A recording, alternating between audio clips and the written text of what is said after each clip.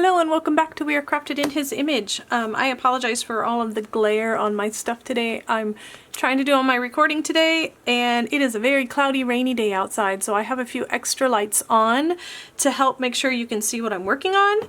But today we're going to start with our first of 4 projects in our Coco & Crafts for October. We're using the Sparkle of the Season stamp set. Let me lift that up so you can see it without the glare. And this is what came in your kit this month. You have, of course, the stamp set. You have the Evening Evergreen ink pad and Balmy Blue. You would not have thought these two to go with this, but with the projects we're using, yeah, this is what we've got. And then you've got a little chocolatey treat, actually a large chocolatey treat this month. And of course, you also have your projects. 3 of them are in the envelopes that we normally have them in. 1 of them is not because, as you can see, it's quite large and will not fit. And that is actually going to be our first project so that we don't have to run the risk of anything getting lost. So we're going to start with this project here, which is a beautiful gift box. Isn't that pretty? I just thought it was so pretty. I actually kind of cased this from the Stampin' Up! Instagram page. They had a project very similar. It's just a little bit, I just changed up the design a little, but almost exactly from the Stampin' Up! Instagram page. I saw pretty project. So let's get started. And we're going to need this ink pad. We're not going to need the blue today. We're going to need, of course, the box. And we have goodies in here in one of the envelopes. Now this envelope obviously isn't going to be used for this project, so we're going to hold on to it for next week's project. But it does have all of our little goodies that we need in here. So there are some leaves, there's some ribbon, there's the wreaths, there is, what have we got in here? Oh, and there's another little leaf. Okay, I think I got everything else out of the envelope. So this envelope put in next week's kit, for week 2. And I'm going to go ahead and start by stamping on here. There is hardly any stamping on this project at all. Actually, there's only the box and the greetings. Now I know oftentimes when we do our 3D project we have 2 of them, and this week though we only have 1 because it is a rather larger one. We're just doing the 1 project. So you can start out by deciding which side you want to be the top, which side you want to be the bottom. And you're going to need this little leaf stamp. Let me put it on a block. And then you're going to need the word grateful as well. You get that onto a block. Is that big enough? Oh, it is. Ta-da! Alright, so now you can decide on this one here. I have the opening over on this side, so then I have it this way as the top, but I'm thinking this probably would have been, oh, and actually, you know what? It doesn't matter. You just take this off and switch it the other direction. It makes no difference. So we are going to stamp in this corner and this corner. And then we're going to stamp the word grateful on our little die cut right here. So let's go ahead and I need to check something. Yes, I did do these multiple times. And so basically what I mean is I stamped once and then I stamped again without re-inking so that you have various shades of green going on here. I'm going to stamp once here, and then I'll probably stamp up here, and then I'll do one this way and rotate it around, do one here, and I think I may actually do another one up in this corner like that, and maybe another one down here. There we go. So that part's done. Easy peasy. What? Trying to clean up my leaves. And then we just need to stamp the word grateful. And if you want, on this one here, I kind of centered it, but I'm thinking on this one, I'm gonna bump it more to the left. So there's a little more room for my pumpkin on that side. Sorry if my head gets in the way. There we go. Got that done. Alright, you know me. Gotta put the ink away before I ink everything else up. Alright, now we're going to go ahead and start assembling, start putting this together. So we're going to bend on all of the lines, and this box, these are our craft boxes that are in the new, actually it's not new anymore, but in the June to July to December catalog. Oh my word, the July to December catalog. This is the craft boxes that are in there, and they come with adhesive already on the tabs for you. How cool is that? You don't even have to have adhesive to put it together. So I'm going to go ahead and take off the backing to my adhesive tabs on these two here, and these two down here, maybe. There we go. And then when you put it together, what you want to do is make sure this edge lines up with this crease right here. So put it down, make sure that's lined up nice and straight, and then push. Nice and straight. There we go.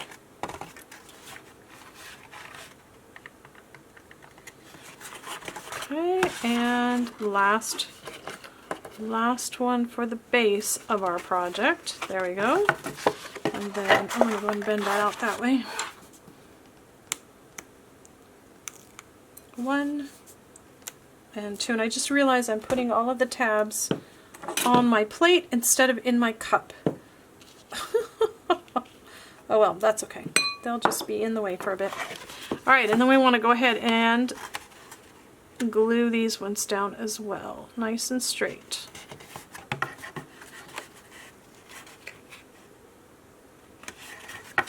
Okay, there's your box. That is easy, huh? Quick and easy. But now what we're going to do is we're going to wrap this around, and I have already put some tear and tape on both ends of this. So I'm going to go ahead and peel off one end, and then you have a smaller little piece, and I'm going to attach that to the top, to that piece that I just took the tape off of. There we go. And do the same thing down here. Again, putting it in the wrong spot. And now what I want to do is basically kind of center this, and you're just gonna fold it around. You don't want it super tight because you want to be able to slide this off. This is a belly band and you want it to be able to slide off. And you want to try and get your seams here in the back nice and even. So there we go. There's that, so it can slide back and forth, and they'll be able to take it off. So the one thing you want to keep in mind when you're adhering the rest of your items is you don't want any of the glue to end up on your box. You want to try to keep it all on the belly band so that the belly band will slide off. Except for this, well yeah, this was the same thing. Again, I put some tear and tape on one end for you. And what I'm going to do this time is I'm going to have it so the seam is down here at the bottom, and then my wreath is going to cover it up. So I'm just going to wrap that around, stick it to itself, and then I can slide that to wherever the bottom of my wreath is going to be, and then all of my stuff will hide that seam. So speaking of wreath, that is the next part. Yours may be like mine. It may have some little doodads stuck inside there. Just pull those out. There we go. I did not put adhesive on the back of these because we really don't want this to be flat. We want this to have some dimension, and you want it to be loose. So it's really only glued down under here. This whole part here is loose. I only really have it glued down right here at the base underneath the word grateful and underneath the extra leaves and things. So let's see. I'm going to slide this down a little bit more, I think. Yep. Oh no, right there's good because the grateful will cover it. So what I'm going to do for this is I'm simply going to take some of my glue, my adhesive, and I'm just going to put a bit right across this area like that. Keep this handy because you're going to need it. I'm going to lay my wreath down in that glue. And then I like to kind of rotate it, like I don't want these right next to each other. I don't want it identical. So I'm just going to rotate that around so that you've got different leaves in different areas. And this looks like I'm going to need to put a little bit more glue right here so that I make sure this one gets adhered well. Come on, get down there. There we go. And then I found the easiest way. Oh, we do have some more stamping we need to do. Forgot about these. Should have done those first so they're ready to stick to this glue, but that's okay. Let me pull out that brown paper so I have a nice dark background. And I need a scrap piece of paper. And I do need my Evening Evergreen again. So let's move this out of the way. I don't think I need that anymore. And let me grab, where's my stamp set? There it is. The leaf stamp. The more fallish looking, I guess. They're all three of these are leaves, aren't they? But anyway, that's the one you want. And get it onto a block. And then what I'm going to do is stamp off onto scrap paper so that I have a much lighter shade of green. I'm going to do the same thing as we've done before. I'm going to set this on here. Push down. There we have it. And I know I say this every time I do this class, but in case somebody is just tuning in, has not seen any of my previous Coco and Crafts videos, if you do not have the kit, I always recommend that you stamp first and then cut. Don't do what I'm doing right now. But because in the kit you get the die cut already cut out and I'm not allowed to pre-stamp them for you, you have to stamp them afterwards. So this we found is a pretty good technique to do so that it lines up pretty well and you get a pretty good image doing it this way. There we go. Okay. So those are done. Now we can get this out of the way again. Move the scrap out of the way. And what I'm going to do now is actually grab a couple of dimensionals. And I am going to just use half size. And there's actually a reason for that. Because my word grateful is going to go right across here and I want it lifted up a little bit. So I'm going to use these. I'm going to actually stick them down. And I want to try and make sure that my dimensional is touching the background paper and not just sitting on these leaves, but it's actually adhered to that background as well. And I'm going to peel off the backing paper. And I'm going to go ahead and stick the word grateful pretty much like that. And then it's time to just start tucking all of our little doodads inside. And so we have the 3 that we stamped. We have a pumpkin and we have 4 leaves. Now these leaves did not come from the Sparkle of the Season die cut set. It didn't come from this die cut set. It came from Forever Fern. I just thought I liked this size. It was a good size to fit in here. And I actually cut them out of our new cork paper. I thought it gave a really cool little texture to the die cuts. So, let me pull this over here so I can remember kind of how I did this. So, starting with one of these, you're just going to put a little bit of adhesive, a little bit of glue on the stem. Tuck that down in here. And this is where using a pokey tool of some kind comes in handy, because it can help you get it down in where you want it. Move it around. I'm going to put a little bit of adhesive on one of our cork ones. That one's going to go back behind here. I think I'm going to have it maybe right there.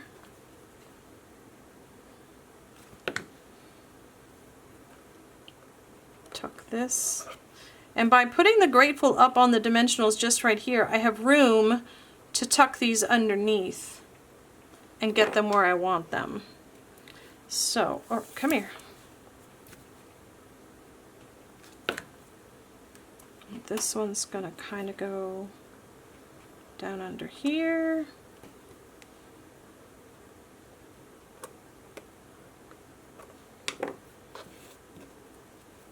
And I like to try to use the bigger ones to get them in and then tuck the small ones in. This is also the nice thing about using liquid glue is you have some time to move things around. If I were using glue dots or something more permanent, more, you know, instantaneous, it would be a little harder to move things and get them exactly where you want them. There we go. This is looking good. I like it. One more over here, try to hide some of this glue that I've got right there. And then I want to kind of reach in there and make sure that that's adhered down, that that's really sticking.